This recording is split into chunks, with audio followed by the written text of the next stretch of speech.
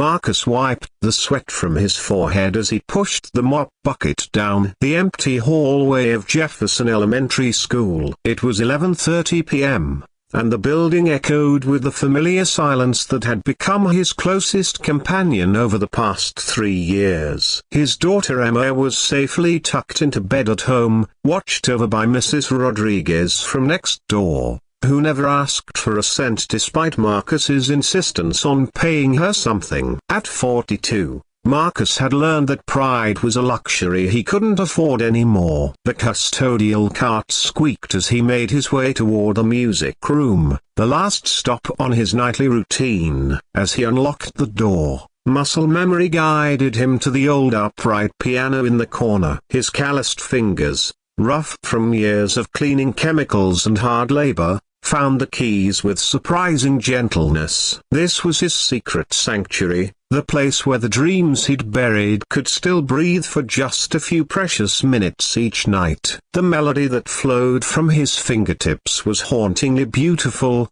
a composition he'd written during those dark months after Sarah's diagnosis. It spoke of love that transcends time, of hope clinging to life even when everything seems lost, of a father's promise to a daughter that somehow, everything would be okay. He'd titled it Emma's Light, though no one else would ever know that name.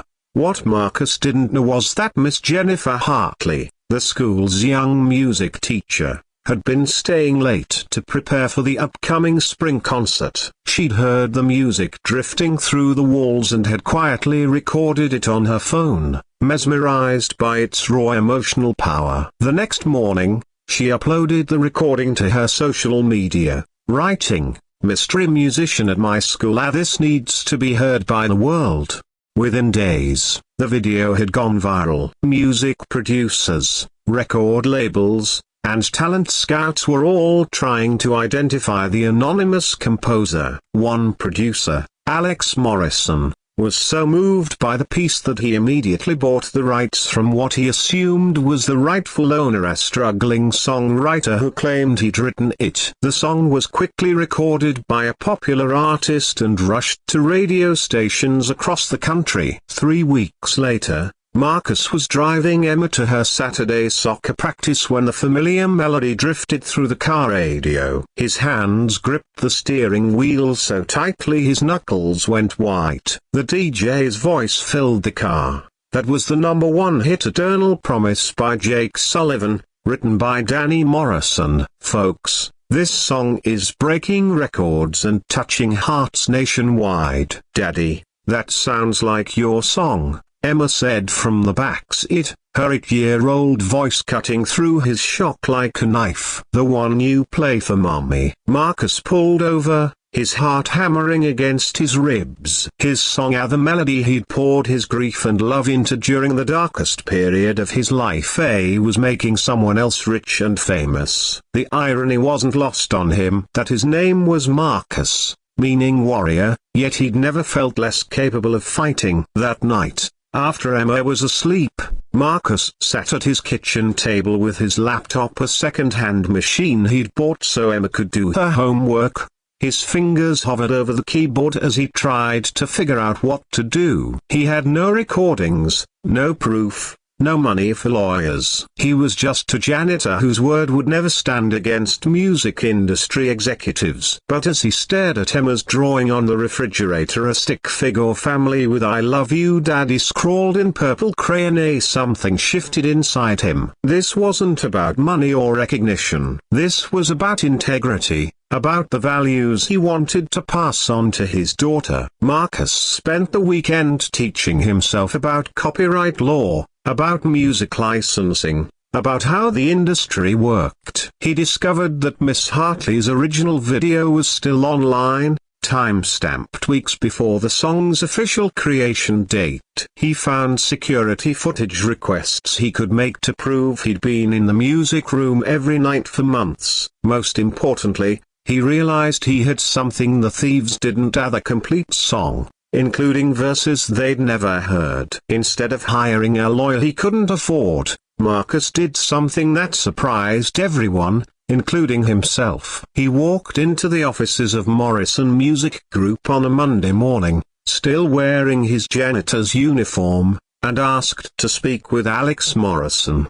The receptionist tried to dismiss him, but Marcus's quiet dignity and the folder of evidence under his arm convinced her to make the call. 20 minutes later, he was sitting across from one of the most powerful men in the music industry. "Mr. Morrison," Marcus began, his voice steady despite his racing heart, "I believe you've purchased something that belongs to me." What happened next would become legendary in music industry circles. Marcus didn't threaten legal action. He didn't demand money. Instead, he played the complete version of Emma's Light on his phone, a recording he'd made the night after hearing it on the radio, complete with additional verses and musical bridges that proved his authorship beyond any doubt.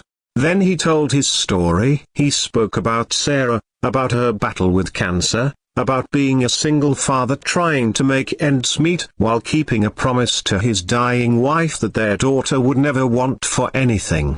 He explained how music had been his therapy, his way of processing grief while Emma slept. Alex Morrison, a man who'd built his career on tough negotiations and calculated risks, found himself wiping away tears. Here was a person who had every right to be angry, to sue for millions, to destroy the careers of those who'd stolen from him. Instead, Marcus made a proposal that would change everything. "I don't want to hurt anyone's career," Marcus said. "Jake Sullivan sang my song beautifully, better than I ever could. Danny Morrison is young and made a mistake. But I want 3 things. Recognition as the true composer, a college fund for my daughter, and a promise that you'll use your influence to help other artists protect their work." The resolution was swift and unprecedented. Morrison Music Group not only corrected the credits but created the Marcus Williams Foundation for Artist Protection, designed to help emerging and vulnerable artists protect their intellectual property. The story of the single dad janitor who showed mercy to those who wronged him spread faster than the original viral video. Jake Sullivan personally visited Marcus and Emma, not only apologizing but dedicating every performance of the song to Sarah's memory. Danny Morrison enrolled in ethics courses and became an advocate for copyright education. Most remarkably, the publicity led to Marcus being offered a position as a songwriter and consultant with Morrison Music Group, a job that allowed him to quit his night janitor shifts and be home with Emma every evening. But perhaps the most beautiful twist came 6 months later. Emma's soccer team was invited to sing at a charity concert, and Marcus was asked to accompany them on piano. As he played Emma's Light, now officially credited to him and renamed Sarah's Promise, his daughter's voice rose above the choir, pure and strong. In that moment, watching his daughter sing the song he'd written in his darkest hour, now performed in front of thousands of people to raise money for cancer research, Marcus understood that sometimes the greatest victories come not from fighting for what's ours, but from choosing kindness when we have every reason to choose otherwise.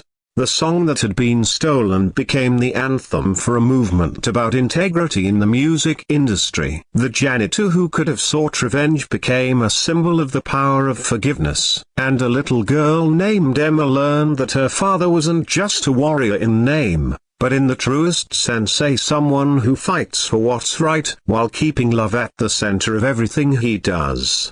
As Marcus tucked Emma into bed that night after the concert, she whispered, "Daddy, Mummy would be proud of you." And for the first time in years, Marcus knew with absolute certainty that she was right.